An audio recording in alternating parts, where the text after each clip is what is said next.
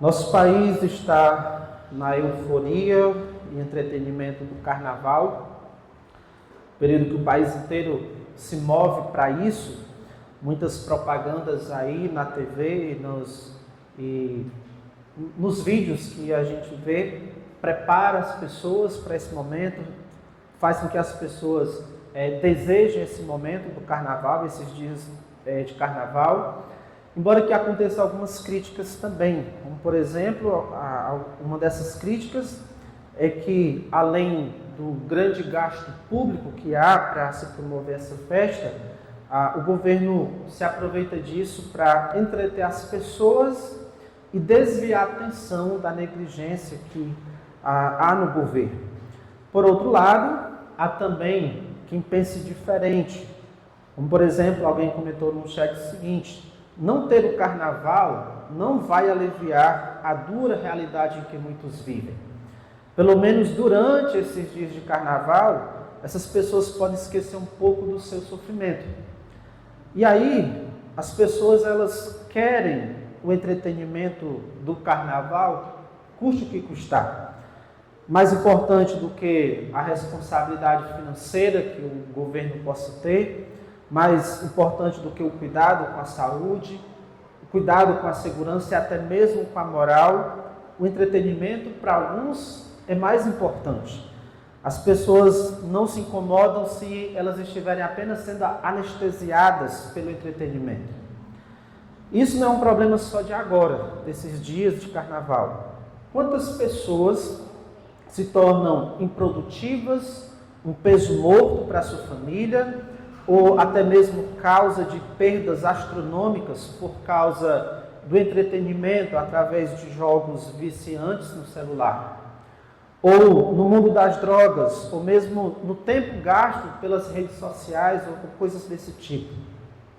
O prazer, o entretenimento é bom, é útil, é necessário, quando experimentado no lugar certo, do modo certo e na dosagem certa.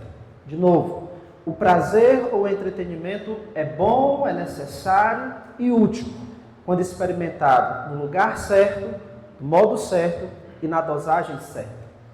Mas o que é entretenimento? Uma explicação simples é que o entretenimento são as atividades que você faz para se divertir, se distrair, para passar o tempo. Um artigo em um site educacional explica o seguinte: entretenimento é a forma de recrear ou divertir as pessoas quando elas se encontram desviadas de suas preocupações cotidianas. E aí, de acordo com esse artigo, o objetivo dessas recreações visam tão somente o prazer, entreter, distrair, oferecer atividades com as quais o homem passa o seu tempo livre. A ideia é conceder distrações, conceder diversões.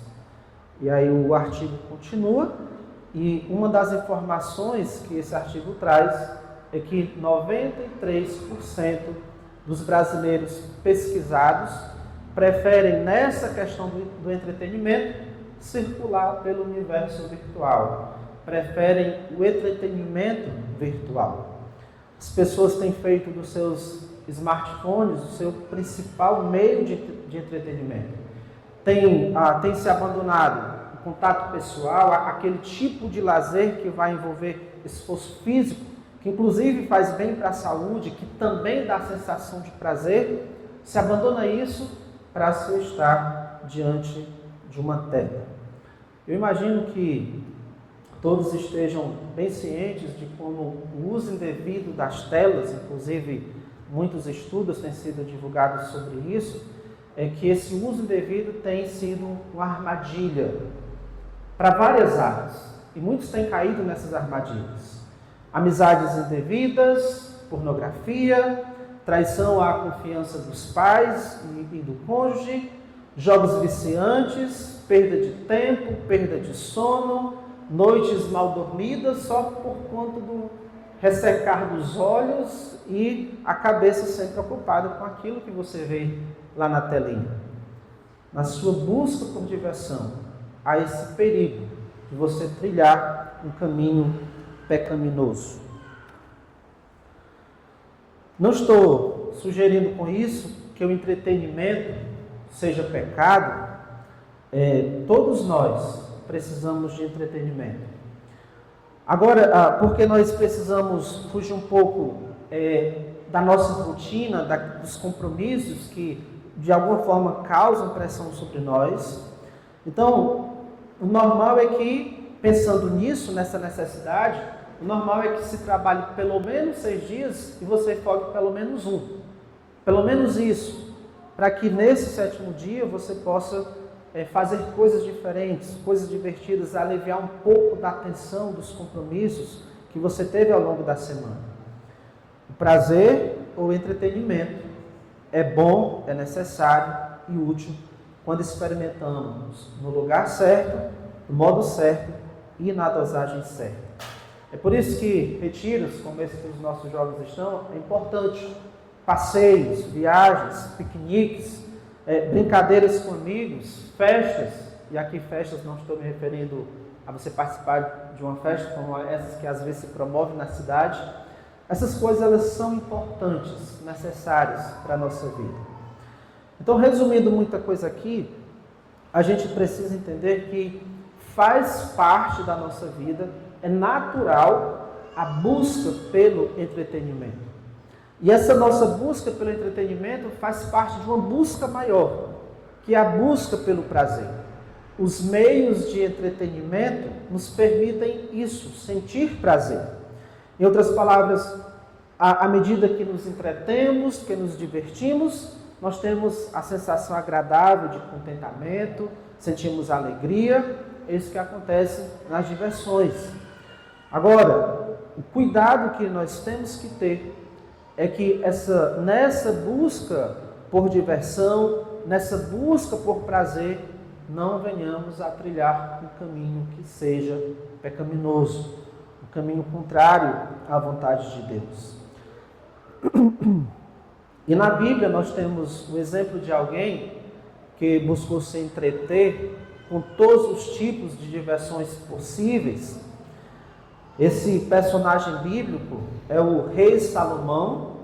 Ele buscou desfrutar do prazer em todos os meios possíveis, mas com detalhe, ele fez isso à parte de Deus.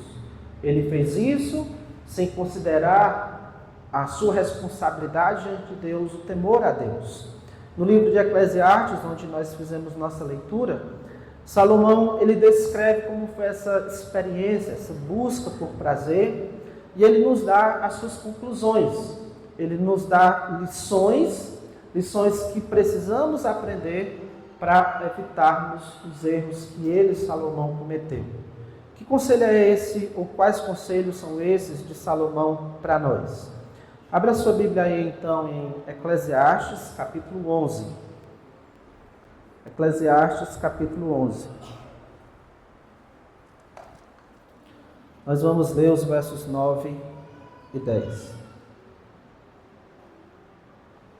Eclesiastes 11, os versos 9 e 10.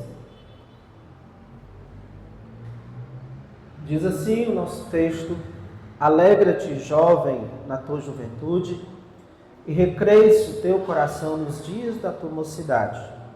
Anda pelos caminhos que satisfazem ao teu coração e agradam aos teus olhos. Sabe, porém, que de todas estas coisas Deus te pedirá contas. Afasta, pois, do teu coração o desgosto e remove da tua carne a dor, porque a juventude e a primavera da vida são vaidade. Eclesiastes não é um livro contra o prazer. Salomão aqui, ele teve essa experiência de experimentar todos os prazeres possíveis, e aí ele não chega no final do livro para não recomendar que você busque o prazer, não é isso. O livro não tem essa finalidade de recomendar que não se busque o prazer. Pelo contrário, o livro de Eclesiastes admite que a humanidade busca por felicidade. E como eu disse, essa é uma busca natural. No livro de Eclesiastes, nós temos, na verdade, um convite para aproveitar a vida. E o convite aqui é aproveitar a vida não de qualquer maneira, mas aproveitar a vida como um dom de Deus. Ou, em outras palavras, curtir a vida como um presente de Deus. Precisamos ter essa perspectiva que a vida é um presente de Deus e precisamos aproveitar ou curtir a vida com isso em mente. A vida é um presente de Deus. E esse é o nosso tema esta noite. Aproveite a vida como um dom de Deus. E como é que a gente pode fazer isso? Nós vamos observar aqui 4 conselhos de como aproveitar a vida como um dom de Deus. O primeiro conselho que nós podemos encontrar aqui de Salomão é: divirta-se. Alegra-te, verso 9, alegra-te, jovem, na tua juventude, e recreie-se o teu coração nos dias da tua mocidade. Anda pelos caminhos que satisfazem ao teu coração e agradam aos teus olhos. Observando aqui só a primeira parte desse versículo, isso pode soar até como uma perspectiva que na filosofia seria chamado de hedonismo, aquela doutrina moral em que a busca pelo prazer é o único propósito da vida. A ideia é que o prazer é o bem supremo. Você existe em função do prazer. Na prática, é a dedicação ao prazer como o bem supremo, o prazer como sendo um fim em si mesmo. Você encontra o propósito da sua vida quando você desfruta prazer. Você aproveita bem a sua vida quando você desfruta prazeres. O hedonismo aborda a busca excessiva pelo prazer como sendo o propósito mais importante da vida. Para aquela pergunta que às vezes eu trago aqui para os irmãos do Catecismo de Westminster: qual é o fim principal do homem? O hedonismo responderia: o fim principal do homem é o prazer, é sentir prazer, desfrutar de prazer. Então você vive nessa perspectiva em função do prazer. E aí você pode ter a impressão de que é isso que Salomão está aconselhando aqui.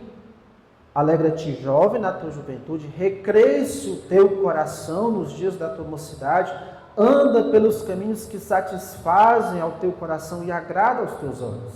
Em outras palavras, atenda a todos os seus desejos.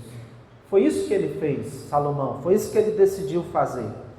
Lá no capítulo 2 de Eclesiastes, mas no início em que Salomão vai repassar essa jornada dele, essa experiência dele para nós, capítulo 2, versículo 1, diz assim: disse comigo, ou ele tomou essa decisão: vamos, eu te provarei com alegria, goza, pois, a felicidade. É isso que ele está aqui dizendo para si mesmo, né? Vamos, eu te provarei com alegria, goza, pois, a felicidade. É um convite a si mesmo para experimentar o prazer. E onde é que ele busca esse prazer? Versículo 3: resolvi no meu coração dar-me ao vinho, regendo-me contudo pela sabedoria, e entregar-me à loucura, até ver o que melhor seria que fizessem os filhos dos homens debaixo do céu, durante os poucos dias da sua vida. Empreendi grandes obras. Então veja que ele foi aí pelo caminho da bebida, de substâncias que mudariam o seu comportamento. Ele foi agora para buscar prazer nos empreendimentos. Empreendi grandes obras, edifiquei para mim casas, plantei para mim vinhas, fiz jardins e pomares para mim, e nestes plantei árvores frutíferas de toda espécie. Fiz para mim açudes, para regar com eles o bosque em que reverdeciam as árvores. Comprei servos e servas, e tive servos nascidos em casa. Também possuí bois e ovelhas, mais do que possuíam todos os que antes de mim viveram em Jerusalém. Amontoei também para mim prata, ouro e tesouros de reis e de províncias. Acumulou riquezas. Provi-me de cantores e cantoras e das delícias dos filhos dos homens, mulheres e mulheres. Engrandeci-me e sobrepujei a todos os que viveram antes de mim em Jerusalém. Perseverou comigo também a minha sabedoria. Salomão atendeu a todos os desejos que lhe davam prazer físico, a todos os desejos que agradavam os seus olhos, a todos os desejos que agradavam, que engrandeciam o seu ego. Como ele resume aí no verso 10, tudo quanto desejaram os meus olhos, não lhes neguei, nem privei o coração de alegria alguma. Tudo quanto desejaram os meus olhos, não lhes neguei, nem privei o coração de alegria alguma. Foi o caminho que Salomão seguiu. Então, lá no capítulo 11, quando ele diz: alegra-te, jovem, na tua juventude, e recresce o teu coração nos dias da tua mocidade, anda pelos caminhos que satisfazem ao teu coração. Será que ele está nos encorajando a seguir o mesmo exemplo, esse mesmo curso que ele fez, de buscar satisfazer tudo aquilo, todos os desejos do seu coração, tudo que agradava aos seus olhos? Eu diria que a resposta aqui ela é dupla. Sim, em parte Salomão está dizendo que podemos seguir o seu exemplo, e não, Salomão está dizendo para não seguirmos o seu exemplo. Salomão decidiu buscar o prazer, buscar a felicidade, e nesse aspecto, nós podemos seguir o seu exemplo.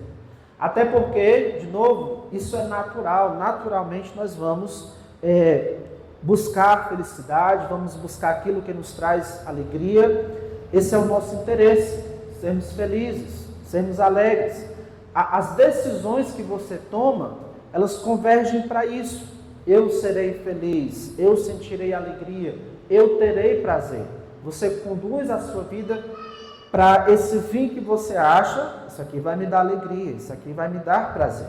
Então, de modo geral, o que você faz, você o faz pensando na sua alegria, pensando no seu prazer. E aí, nesse ponto, nós temos que admitir que essa busca pela felicidade, ela não é pecado.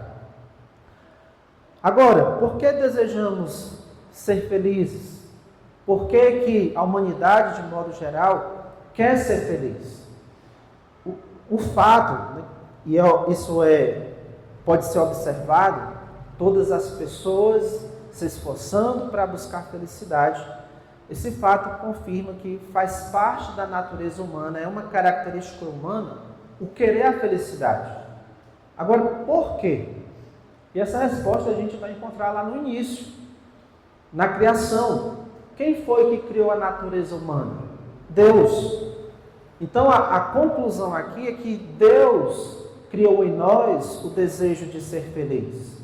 Foi Deus, por exemplo, que criou o homem com a capacidade de sentir prazer. Não foi Ele que criou todo o nosso ser, tudo que funciona em nosso corpo físico e também na nossa alma. Foi Ele que nos criou com essa capacidade de sentir prazer. Foi Ele também que criou o homem com a capacidade de sentir prazer quando vê algo, de sentir prazer quando toca em algo, quando sente o cheiro de algo. Foi Deus que criou o homem com essa capacidade de sentir satisfação interior. Naturalmente, então, buscamos a felicidade, buscamos a alegria, o prazer. Isso em si não é pecado. E lá em Gênesis, o que nós vemos lá é que Deus criou o homem, e Ele criou o homem com essa capacidade de sentir prazer, e colocou o homem num cenário, num ambiente em que fosse possível o homem sentir esse prazer, essa sensação de felicidade, essa sensação de prazer. Tanto é que quando a mulher foi tentada pela serpente, ela olhou para a árvore e viu que a árvore era boa para se comer, agradável aos olhos e desejável para dar entendimento. Então o texto aponta para esses sentidos de prazer que estavam sendo aguçados ali naquele momento. A nossa interação com a criação de Deus produz em nós sensações de prazer. Deus nos criou para interagir com a criação e sentirmos prazer com essa interação. Embora depois do pecado o mundo tenha sido amaldiçoado por Deus, como mostra lá o livro de Gênesis, ainda assim é possível sentir prazer ao interagir com a criação. Então, pensando em tudo isso, aproveite a vida, busque o prazer, busque a felicidade, se entretenha, divirta-se. Deus lhe fez com essa capacidade, lhe colocou num ambiente que lhe favorece isso, para que você sinta prazer.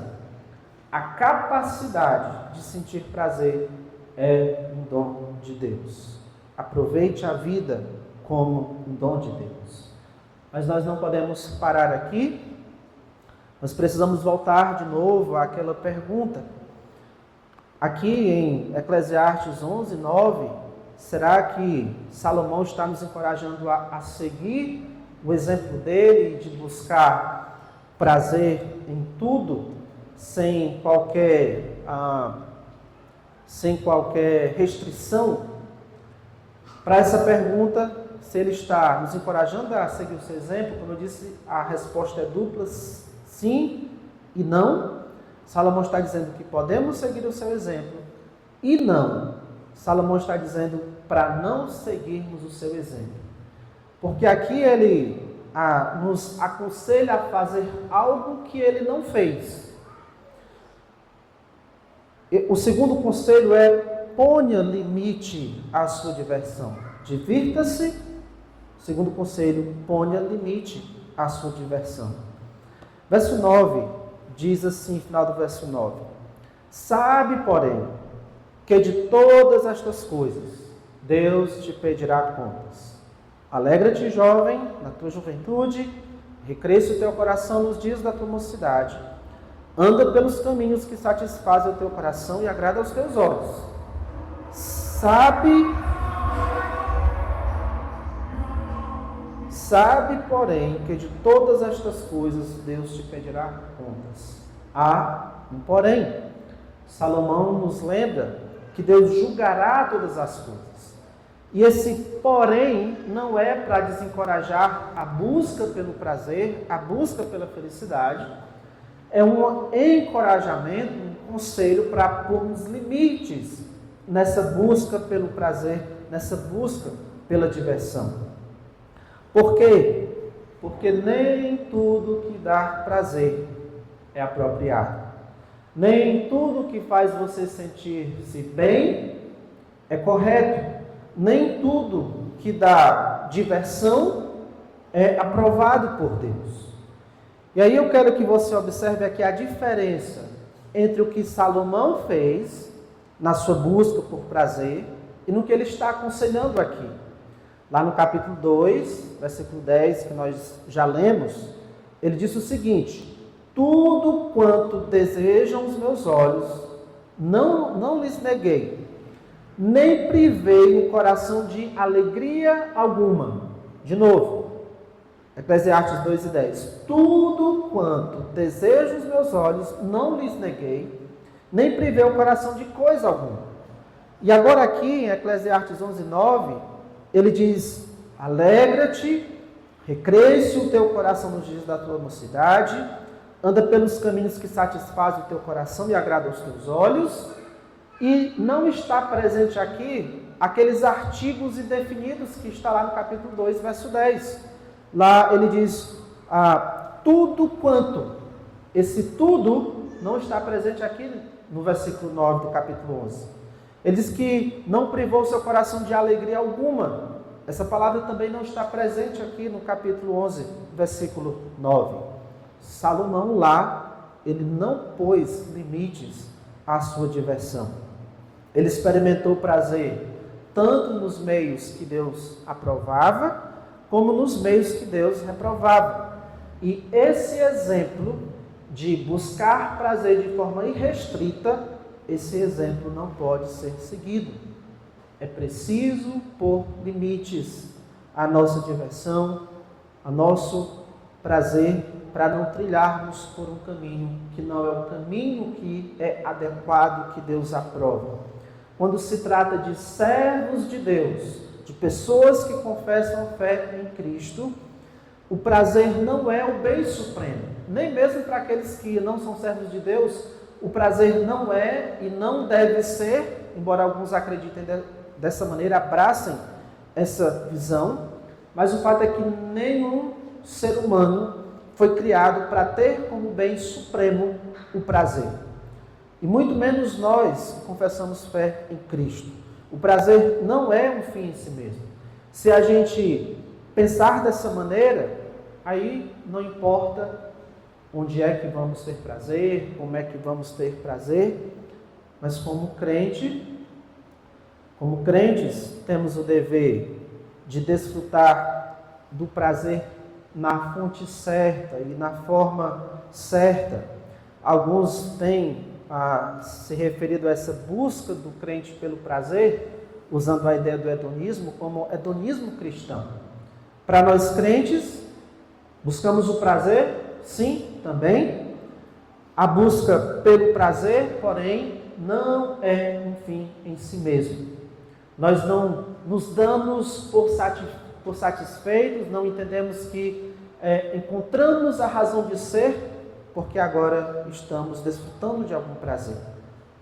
Na busca pelo prazer, para nós não é só a questão de sentir prazer, mas sentir prazer na fonte correta. Nós temos que ter então o cuidado com onde e como vamos sentir prazer. Porque há um prazer maior que rege ou que deve reger toda a nossa vida. Para nós cristãos, há um prazer maior que rege, que deve reger toda a nossa vida. E qual é esse grande prazer que deve governar a vida de um crente? A última parte do versículo 9, sabe, porém, que de todas estas coisas Deus te pedirá contas. Sabe, porém, que de todas estas coisas Deus te pedirá contas. No fim, teremos que prestar contas a quem? A Deus. O nosso maior prazer, então, deve ser o quê? Agradar a este Deus, ser aprovado por este Deus. A nossa busca pelo prazer em todas as áreas da vida deve ser governada por esse prazer maior, que é glorificar a Deus. É termos o mesmo prazer que Jesus Cristo tinha. João 4,34. A minha comida consiste em fazer a vontade daquele que me enviou. Comer, inclusive, é uma experiência de satisfação, uma experiência de sentir prazer. É como se Jesus dissesse isso: o meu prazer consiste em fazer a vontade daquele que me enviou. E essa é a visão que nós temos que adotar para nós como cristãos. Deus quer que sintamos prazer, sim, que nos divirtamos, mas desde que essa diversão não seja contrária à sua santidade. E sempre que os servos de Deus buscaram a diversão, o prazer, o entretenimento, fora dos limites estabelecidos por Deus, eles se deram mal, porque Deus reprovou. Nós temos, por exemplo, o caso lá de Êxodo 32:6, eu vou abrir lá para ler esse versículo.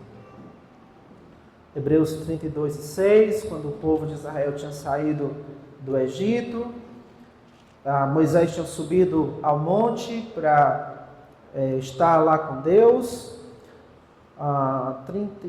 Êxodo 32:6. Então o pessoal achando que Moisés estava demorando demais, que ele não se sabe o que tinha acontecido com ele, pressionaram ali uns aos outros para que fosse feito imagens, ídolos, para que eles adorassem. Diz assim, versículo 6 de Êxodo 32. No dia seguinte, madrugaram e ofereceram holocaustos e trouxeram ofertas pacíficas. E o povo assentou-se para comer e beber e levantou-se para divertir-se. O resultado diversão foi a morte de milhares de israelitas. Lá em 2 Samuel, capítulo 11, 2 Samuel, capítulo 11, a partir do versículo 1, decorrido um ano, no tempo em que os reis costumam sair para a guerra, enviou Davi a Joabe e seus servos com ele e a todo Israel, que destruíram os filhos de Amon e sitiaram Rabá. Porém, Davi ficou em Jerusalém. Uma tarde, levantou-se Davi do seu leito e andava passeando no terraço da casa real. Daí, viu uma mulher que estava tomando banho. Ela era muito formosa. Davi mandou perguntar quem era. Disseram-lhe: é Batseba, filho de Eliã, mulher de Urias, o heteu. Então enviou Davi mensageiros que a trouxeram. Ela veio e ele se deitou com ela, tendo-se ela purificado da sua imundícia, voltou para sua casa, e aí, por enquanto, os dois agiram como se nada tivesse acontecido. Sabemos já o desencadear dessa história, as consequências duras que vieram para a vida de Davi e para a sua família por causa desse pecado. Por quê? O versículo 27 de 2 Samuel 11 diz o seguinte: passado o luto, aqui já tinha acontecido de Davi ter conseguido matar a esposa de Batseba, ter casado com Batseba, o filho, nasceu um filho, esse filho morreu logo que nasceu, Davi ficou de luto. Passado o luto, Batseba, que estava de luto pela morte do seu esposo, passado o luto, Davi mandou buscá-la e a trouxe para o palácio. Tornou-se ela a sua mulher e lhe deu à luz um filho, porém, isto que Davi fizera foi mal aos olhos do Senhor. E aí é que vai acontecer essas consequências ruins na vida de Davi que eu estava mencionando antes.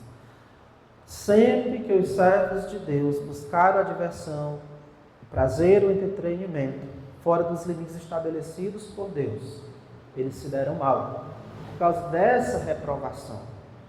Isso foi mal aos olhos do Senhor, e o Senhor vai agir quando agimos contrário à vontade dEle.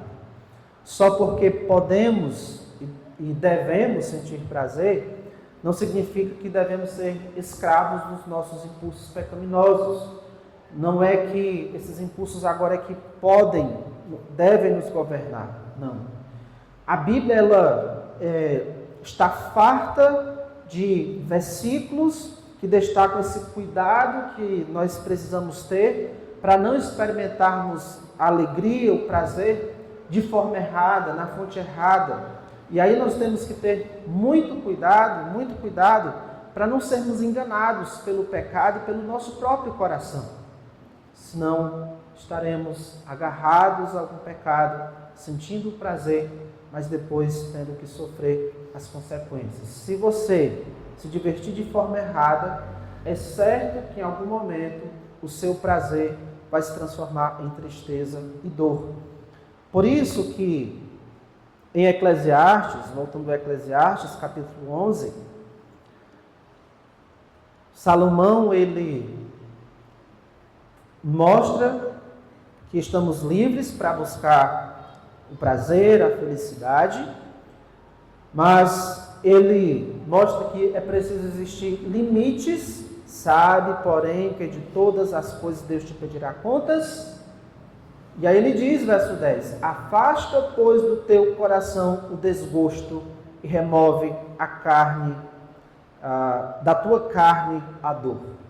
Porque se não tivermos o cuidado com o que diz o final do verso 9, de pôr limites, de levar em consideração que iremos prestar contas a Deus, é isso que nós vamos experimentar, o que é dito no versículo 10, desgosto e dor. Desgosto, angústias e tristeza. Então veja que essas palavras vêm logo após esse lembrete de que em nossa busca pelo prazer, nós precisamos ter Deus em nossas mentes. se não pormos limites à busca pelo prazer. O que você vai colher é o que você plantou: tristeza, dor e vergonha. O terceiro conselho para aproveitarmos a vida como um dom de Deus, aproveitarmos a vida como um dom de Deus, é lembrarmos que nós iremos prestar contas a Deus. Precisamos pôr limites, e esse limite é posto exatamente por causa desse fato. Versículo 9 diz: sabe, porém, que de todas as coisas Deus te pedirá contas. E aqui, certamente, o diabo quer que nós interpretemos estas palavras com um olhar negativo. Ele quer que olhemos para esse texto e vejamos: Deus não estraga prazeres. Mas nós precisamos olhar para o final do versículo 9 de outra perspectiva. Primeiro, enxergarmos essas palavras como a bondade de Deus, uma demonstração da bondade de Deus, porque seria muito fácil, e é muito fácil, buscarmos experimentar o prazer além das linhas estabelecidas por Deus. Isso tem acontecido desde que o homem pecou. Essa é a inclinação do homem, buscar satisfação sem qualquer orientação da parte de Deus. Lá em Romanos capítulo 1 mostra como os homens têm trocado a verdade pela injustiça, os homens têm ignorado o ser de Deus, têm ignorado o conhecimento de Deus e se entregado aos seus próprios prazeres. Salmo 14:1 diz o insensato no seu coração: não há Deus, e aí corrompem-se e praticam a iniquidade. Lá em 2 Timóteo 3:4, uma das descrições dos homens nos últimos dias é que eles serão mais amantes dos prazeres que amigos de Deus. Então, a tendência natural do homem é trocar Deus pelos seus prazeres. Em Corinto, cidade de Corinto, os filósofos gregos tinham clichês do tipo: todas as coisas me são lícitas, ou os alimentos são para o estômago para os alimentos. A ideia aí é: viva em função do prazer.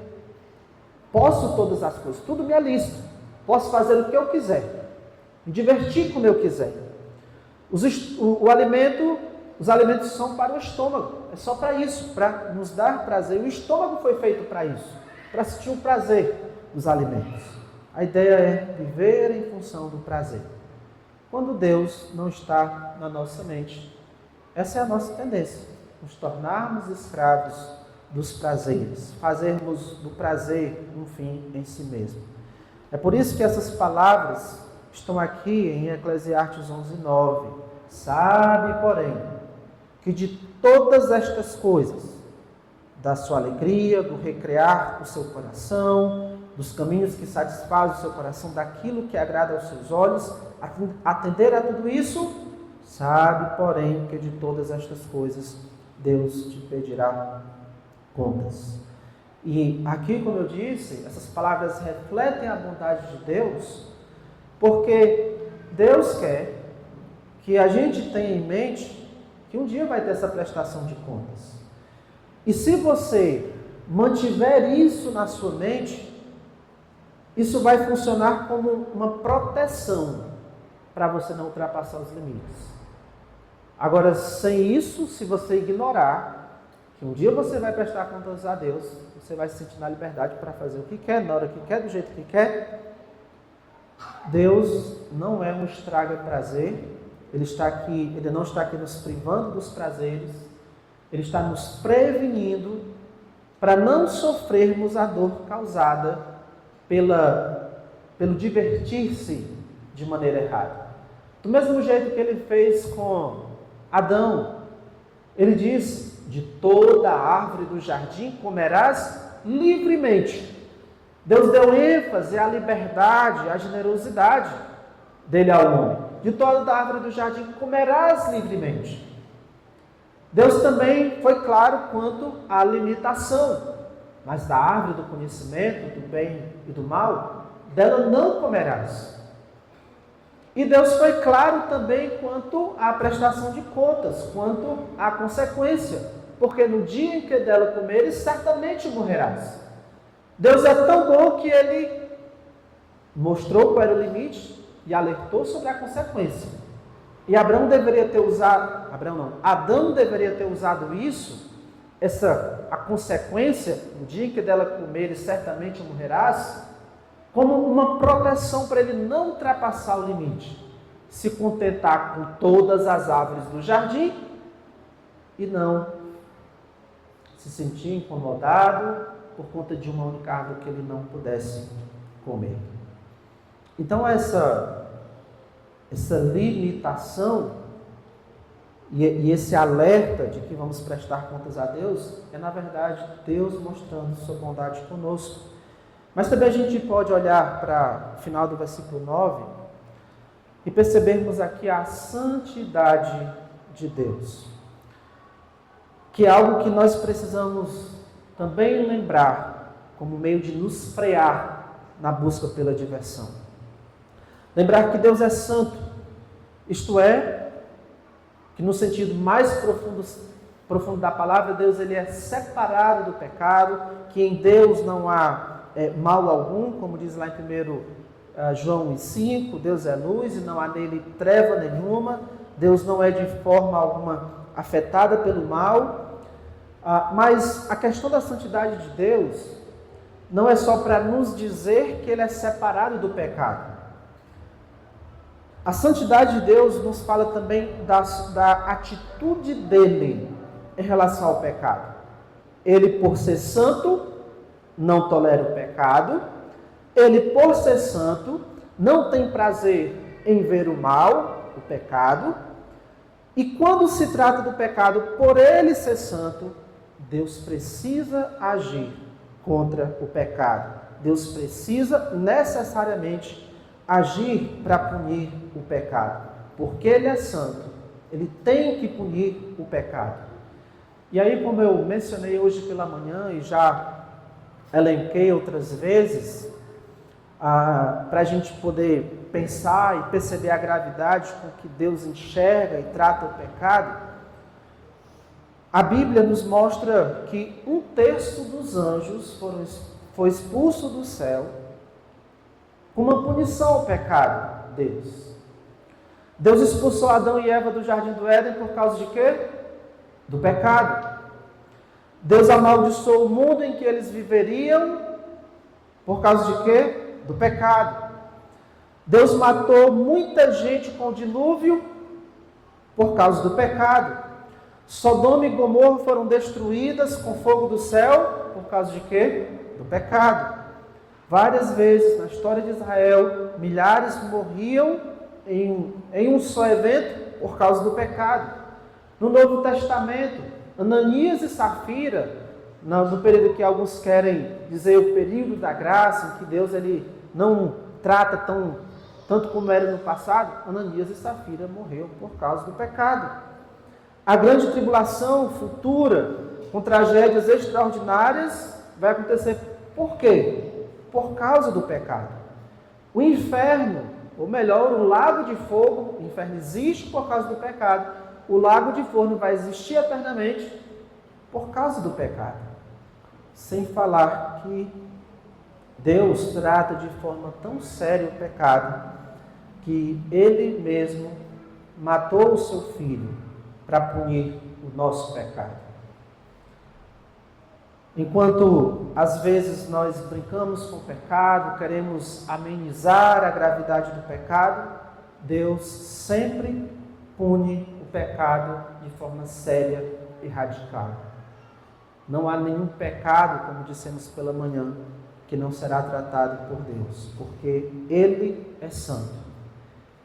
E pessoal, é com este Deus santo, que não faz vista grossa ao pecado, é com este Deus que nós iremos prestar contas. Sabe, porém, que de todas estas coisas, Deus te pedirá contas. Você vai dar conta a Deus de como você se satisfez no seu tempo livre. Você vai dar conta a Deus de como você teve prazer no uso do seu celular, de como você se divertiu nos momentos de brincadeiras. O conhecimento da santidade de Deus deve produzir temor em nós. É para termos receio, medo de ofender esse Deus em todas as coisas, inclusive na nossa diversão, na nossa busca pelo prazer. Nós vamos prestar contas com Ele. Agora, pense bem nessa pergunta. Você acredita mesmo nisso? Que você vai prestar contas com Deus? Você acredita nisso? Você se imagina diante de Deus, só você e Ele, para você prestar contas com Ele? Será que isso realmente vai acontecer, essa prestação de contas? A prestação de contas com Deus é algo certo, vai acontecer. E essa certeza está sendo assegurada aqui nesse texto. Sabe, porém, que de todas estas coisas Deus te pedirá contas. Sabe é a quinta vez aqui nesse capítulo que Salomão usa essa palavra, sabe. Outras 4 vezes que ele usou foi para dizer de coisas que não sabemos, que não podemos garantir, que não podemos ter certeza. Por exemplo, o verso 2: reparte com 7, ainda com 8, porque não sabes que mal sobrevirá à terra. Versículo 5: assim como tu não sabes qual o caminho do vento, nem como se formam os ossos no ventre da mulher grávida, assim também não sabes as obras de Deus, que faz todas as coisas.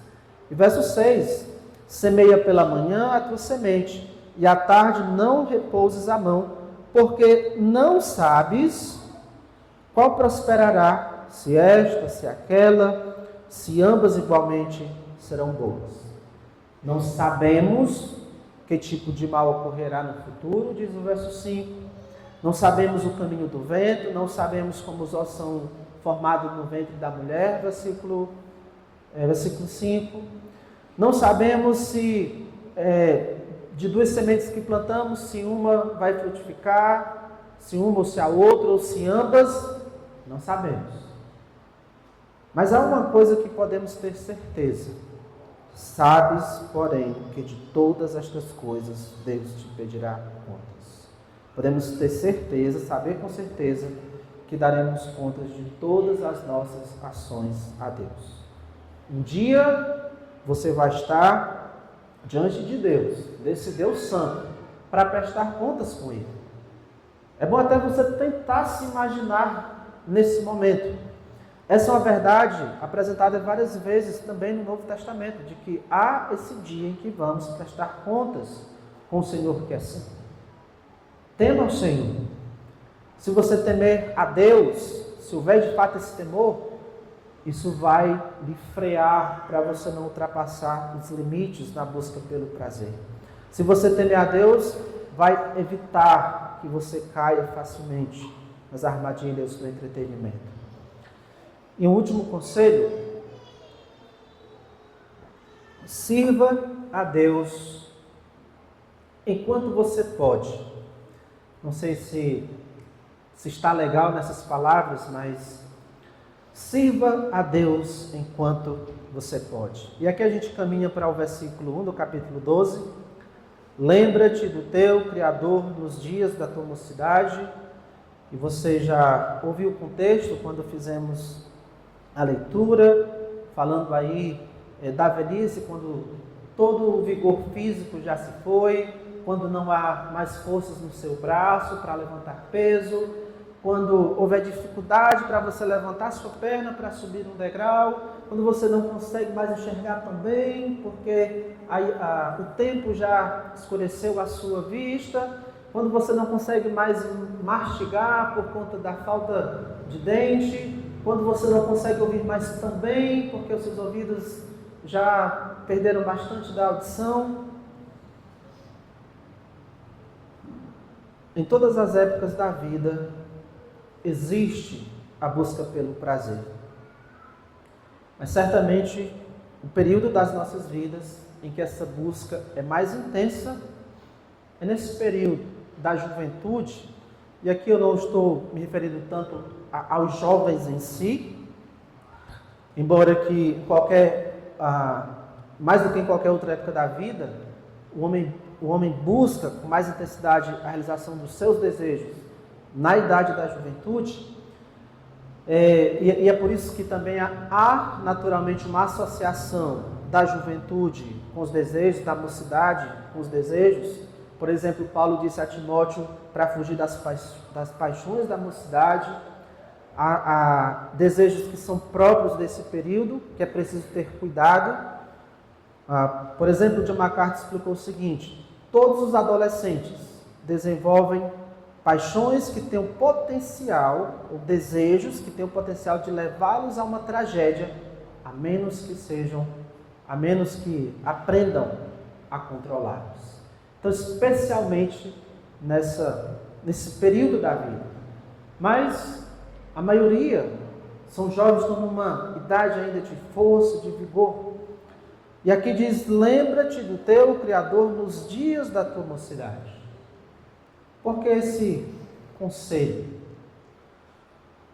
Quantas crianças aprendem de Deus, crescem aprendendo de Deus, crescem no contexto da igreja, mas chegam na adolescência, começam a trazer preocupações para os seus pais, porque nos seus desejos, no aflorar dos seus desejos, não estão se importando com Deus.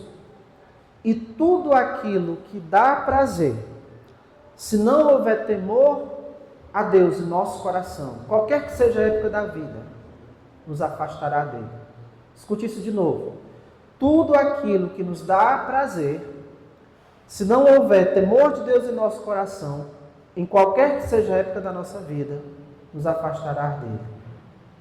E talvez, pensando aqui nos adolescentes, o sonho de todo adolescente seja um smartphone, de preferência um iPhone.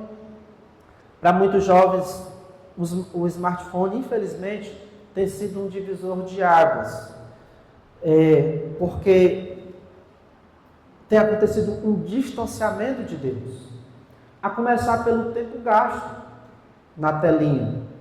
Quando o adolescente ganha um celular, parece que ele se esquece que há tempo determinado para todas as coisas. E aí, além do tempo, muitas vezes o isolamento, fora o tipo de atitude que há nas redes sociais, no mundo virtual, que muitas vezes os pais nem conhecem, postagens nas redes sociais, que os pais talvez não conheçam, mas Deus conhece. E o que você posta nas suas redes sociais é fruto do seu coração, como Jesus Cristo ensinou. E essas postagens que é feita nas redes sociais, independente de ser adolescente, jovem, adulto, velho, mostram se há temor de Deus em seu coração. E claro que isso não é um problema só de adolescentes e jovens. Adultos e idosos também lutam contra prazeres que tentam afastá-lo de Deus. Seja um tempo nas redes sociais, ou seu esforço em outras atividades que lhe dão prazer, que fazem você se sentir bem, atividades de diversão, pergunte-se, seja quais forem essas atividades, se pergunte: este prazer está me afastando de Deus? Como o meu esforço, o meu empenho neste prazer, qualquer que seja a atividade, como ele está me afastando de Deus, cooperando para eu me tornar mais distante de Deus? Em qualquer que seja a época da sua vida, se aplica essa pergunta. Se aplica este princípio. Lembra-te do teu Criador. Lembra-te do teu Criador. O esforço, as energias, o empenho, gastos no entretenimento, deveriam ser gastos principalmente em prol de agradar a Deus. Enquanto temos vigor, enquanto temos força, deveríamos fazer um esforço maior no serviço do Senhor. Essas palavras aqui não isentam as pessoas mais velhas para ficarem então paradas, para estarem livres de responsabilidades. Não é isso. Na verdade, essas palavras aqui, elas nos ajudam a admitir um fato da vida, que é: a vida impõe ritmos diferentes em épocas diferentes para cada um de nós. A vida impõe ritmos diferentes em épocas diferentes para cada um de nós. Então, enquanto os mais jovens podem agora servir principalmente com a sua força, com o seu vigor, com a força dos braços, com a força das pernas, com a agilidade mental, os mais velhos podem servir com sabedoria, com conselhos, com ensino, com encorajamento. Os mais velhos podem partir para a ação, sim, sem dúvidas, mas certamente eles andam num ritmo diferente de quando eles eram mais jovens. E os mais jovens hoje têm que ter cuidado para não serem negligentes com a força dos seus braços, com a força das suas pernas. É agora que você pode usar essa força. Mais tarde, você não vai ter mais essa força. Tem que ser agora. O ponto que eu quero enfatizar aqui é o seguinte: em épocas diferentes da vida, teremos e buscaremos prazeres diferentes, ou faremos de modos diferentes. Em qualquer que seja a época, temos que pôr limites a estes prazeres. E principalmente, nosso prazer maior é fazer o que agrada a Deus. Em épocas diferentes da nossa vida, podemos servir a Deus de modos e em ritmos diferentes do que faríamos em outras épocas. Você que agora tem 50, 60 anos, você pode servir a Deus de um modo diferente, num ritmo diferente do que você fez ou faria quando você tinha 20 anos. Você que agora tem 20 anos, você vai servir a Deus de um modo diferente do que talvez você vá fazer quando você completar 60 anos. O que você pode fazer agora para servir a Deus? Por exemplo, enquanto você ainda é novo, antes de se casar, o que você pode fazer a Deus na condição de um jovem, de um rapaz ou de uma moça solteira? E você que agora é casado, mas ainda não tem filhos, o que é que você pode fazer agora em prol do reino de Deus? Nessa condição, casado, mas ainda sem o cuidado com filhos. E você, ou vocês que têm filhos pequenos, talvez num ritmo um pouco mais devagar, o que é que você pode fazer agora em prol do reino de Deus? E vocês, pais que já estão sozinhos, seus filhos já passaram, casaram, como se diz, o ninho agora está vazio, só vocês dois. O que vocês podem fazer na idade que têm, tendo passado pelas lutas que já passaram? O que vocês podem fazer agora, nessa fase da vida, em prol do reino de Deus? E você que já tem uma idade avançada, o que você pode fazer? E até mesmo as crianças que confessam fé em Cristo, que parece que o prazer maior é só brincar. Crianças entendam que o prazer maior de agradar a Deus deve governar o prazer de brincar. E você também tem que pensar: como é que eu posso servir a Deus agora, enquanto criança? Seja qual for a época da vida, há prazeres para serem desfrutados. Seja qual for a época da vida, há meios de você servir a Deus. Então, busque o prazer, mas que essa busca não o afaste de Deus. Pelo contrário, Como é que você pode aproveitar essa etapa da sua vida para servir a Deus, para ser útil no reino de Deus? Pense bem sobre isso. Em todas as épocas na nossa vida estamos em busca de prazer, e isso, irmãos, de modo nenhum pode ser feito à custa de esquecermos de Deus, de negligenciarmos as coisas de Deus. A nossa diversão, ela tende a ser dentro dos limites estabelecidos pelo Senhor. E cuidado, a nossa diversão não pode esgotar todo o nosso tempo e toda a nossa força, que também devem ser dedicados a Deus. Nenhum carnaval, ou qualquer que seja a diversão, é mais importante do que servir e agradar o Senhor. Oremos. Querido Pai, nós agradecemos a Ti, meu Deus, por ter nos criado e pela maneira como o Senhor nos criou. Por ter nos criado para a Tua glória, para desfrutarmos de alegria e de prazer, começando pelo Senhor. Eu peço a Ti, ó Deus, que o Senhor nos dê esse juízo, essa sabedoria, de buscarmos a felicidade, de buscarmos o prazer, dentro dos limites que Te agradam. E usando, ó Deus, cada etapa da nossa vida para cooperar com o avanço do Teu reino. A vida de cada um de nós, que assim seja, para a Tua glória, em nome de Cristo. Amém. Irmão Áquila pode chegar, por favor.